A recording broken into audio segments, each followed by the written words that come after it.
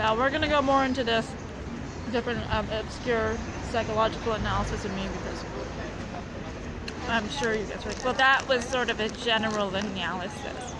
Well, yeah, because I'm trying to keep up with what you are able to observe concretely. I don't think you have to go. I mean, I could go into any detail of any of these things. Well, there's so much to say in any one person's psychology, but let's go into some more things that you would have generally observed from your shit sociological analysis, which is clearly botched and clearly an awfully run experiment, but it's not working. Your experiment is what is failing here. But let's look into some more obscure psychology. Just to show you that I understand, and to answer questions that you're not directly asking. You're probably wondering, do I have wanderlust? Yes. Where does this come from? As a kid, my escape was literal escape from my house. When I was a really little kid, I was really independent, and also my parents didn't give a fuck. So, I started walking around town by myself when I was 5 years old, and that was my escape, was to stay out of my house as long as I could. And so I'd explore the town, I'd explore nature, I'd do mischievous kid stuff, and luckily I had a good friend that also had parents that didn't give a fuck, and so sometimes we were able to do this together, although I had a little bit more leeway because mine really didn't give a fuck. But so what does this mean? That means that there is a part of me that has developed this as escapism, but also I don't want to just say that it goes solely to that, because another part is it's a lust for life. I do want to experience as much as I can, and explore the world. And you're like, world traveler. I'm like, not quite. Like, there's parts of the world I don't really care.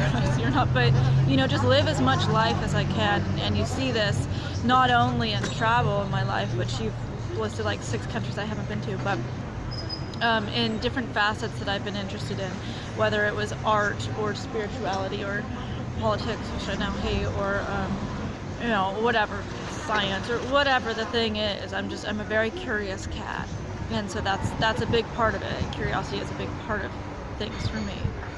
Humor is a defense mechanism. Well, I mean, that should be fairly obvious. It's a survival tactic.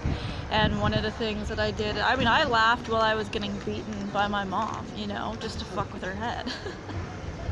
Because fuck you, right? So, there is a fuck you in it, and there is a coping mechanism in it. This should be like Psychology 101, but, yeah, man, it's how you cope, but I don't think it's just deflection. I do think it's also healing. And in talking to other comedians, if you look at a lot of their backgrounds are fucked up, and it's how you deal with things. And laughing is a actual shamanic act, and it shakes you, and it changes the it changes the frequency. I don't know, you're gonna be like, hippie, fine, whatever. Also keep in mind my background. I have bougie ass parents, and from California and the liberal parts. Yeah, I'm gonna say hippie shit. Anger.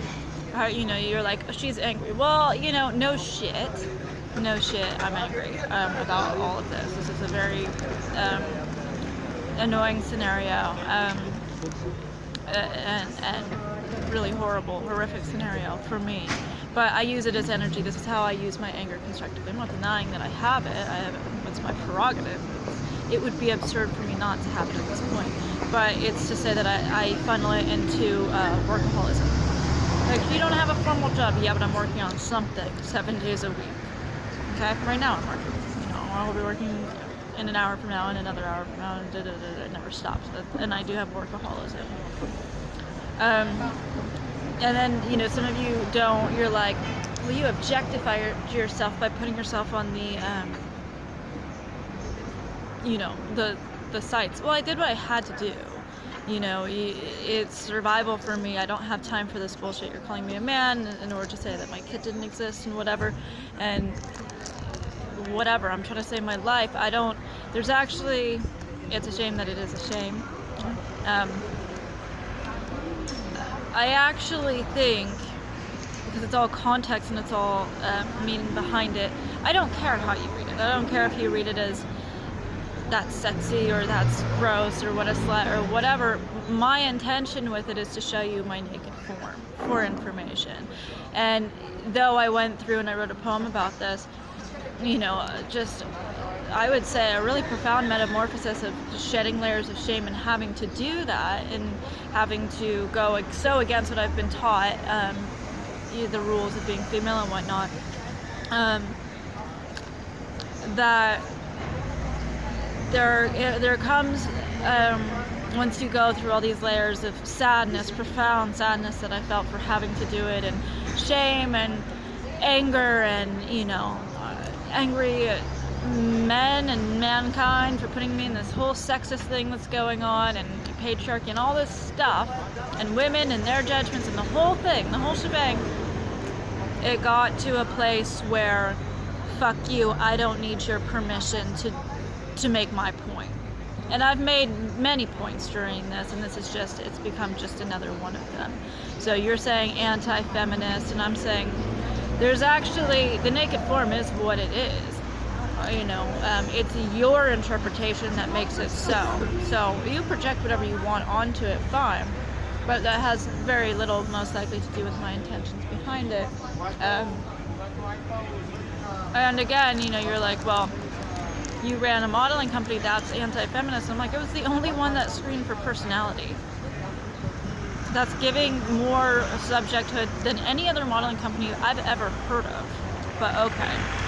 And so how can I be both feminist and someone who agrees with owning your aesthetic, which I'm doing very poorly these days?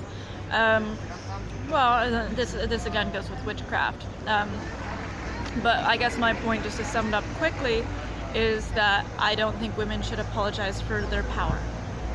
And I think men spend so much time defining in society what power is. Its power over its dominance, its destruction, and negating the powers that women have. The powers to protect or nurture or let grow. And regardless of your opinion of it, beauty is also a power. And that does not mean that it's beauty for what a man wants, it's beauty for what you enjoy and what represents you as a person. Not to say that you should become attached to it, but just as another symbol for who you are. So, I make no apologies, and you guys go, oh, that must mean you're anorexic because you like fashion. Oh, that's a bit of a stretch. And I'm saying you're presupposing that I think the dying on the streets, starving to death look is really cute. No, I look a lot better with 15 pounds. I get fucking sexy.